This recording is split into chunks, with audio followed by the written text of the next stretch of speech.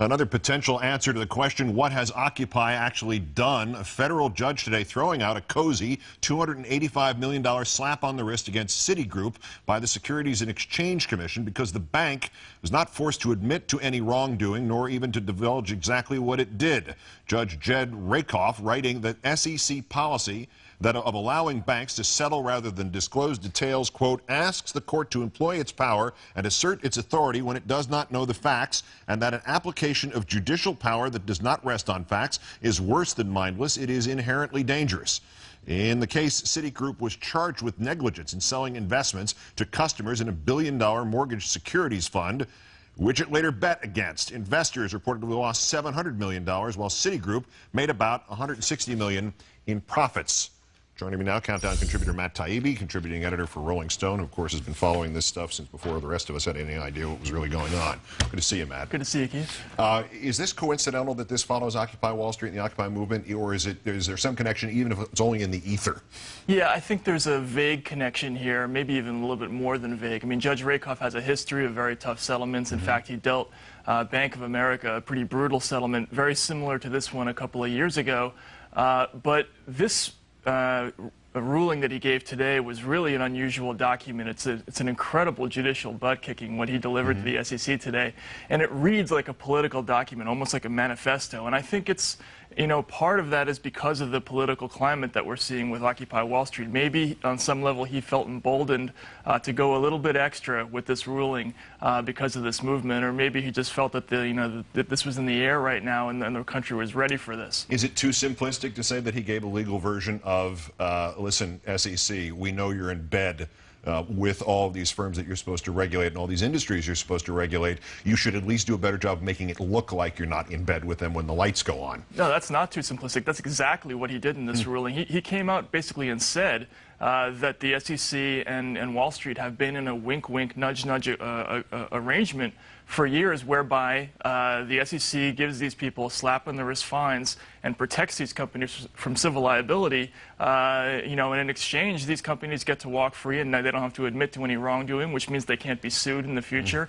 It's really it's an under-the-table kind of subterranean arrangement, which he just blew a huge hole in today. What would the reaction be at the SEC? Would they be sort of like, well, yeah, great, we'll show you on appeal, or would this knock some sense into them, or is it another? You know, could they in fact draw something about what's in the wind based on the judge's ruling? I think there's going to be a little bit of that. I think there's going to be a little bit of panic because, again, this is they've been going along for years, giving these phony, crappy settlements, dealing them out without any kind of resistance from judges anywhere.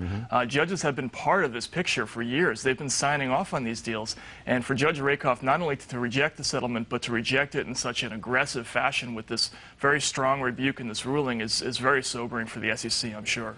As to Judge Rakoff and his sort of being out there on an island, you wrote also that he's fast becoming a sort of legal hero of our time.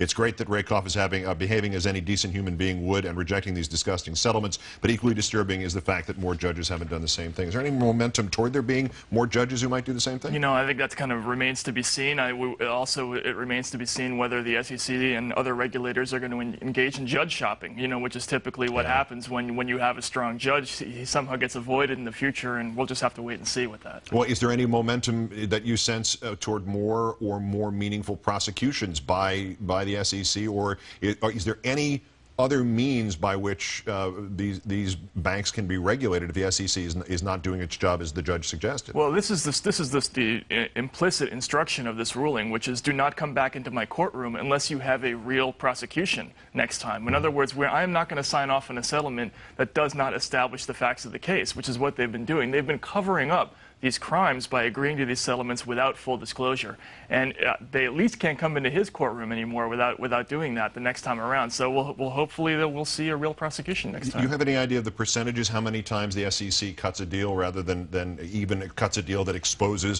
what the company did? Oh, I've looked just in the last 3 years. I mean, just looking at the settlements that the SEC is engaged in, that they 100% of the cases, they come with that provision that says that these companies do not have to disclose, you know, the full facts, and they don't have to admit to wrongdoing. I mean, that's not occasional. That's every single time. So this is you know, it's a landmark ruling in some ways. So once again, I don't want to put too fine a legal point on it because I took one law course 30 years ago in college, and it was about communication. It doesn't have a damn thing to do with this. But it seems to me that essentially that's saying you can bribe us into not prosecuting you, and you never are actually assigned guilt for anything. Exactly. I mean, it's totally illogical on the face of it. We'll take $285 million from you, but we won't say exactly what for. And that's essentially what these rulings are. You do not have to admit to anything. You'll give us a little bit of money, everything goes away, and we all keep going about our business. And it's a crazy way of doing things, and they've been doing it for decades. And now I think, finally somebody's standing up to it. So it just gets factored in the cost of business from these companies' viewpoint. Absolutely. It's a cost of doing business for these companies. They recognize that every now and then they're going to get dragged into court. They're going to have to give a little bit of money to somebody, and then they get to walk away and keep doing it. Nice budget if you can work it out that way. Right. The Rolling Stone contributing editor, of course, Countdown contributor Matt Taibbi, as always. Thank you, Matt. Thanks, Keith. Beyond TARP, beyond bailouts, there were also the secret loans by the government to the banks in 2008. Then Congressman Alan Grayson blew the whistle on them, including $13 billion that was essentially given by the taxpayers to the companies as pure profit. He was criticized for doing that. Today, we learned he was right. He joins us next.